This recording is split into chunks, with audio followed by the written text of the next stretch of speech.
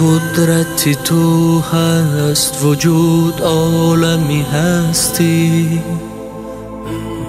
یا رب توی واقف بین هر دو جهانم، سیراب زی نعمت بساز دنیا و آخر.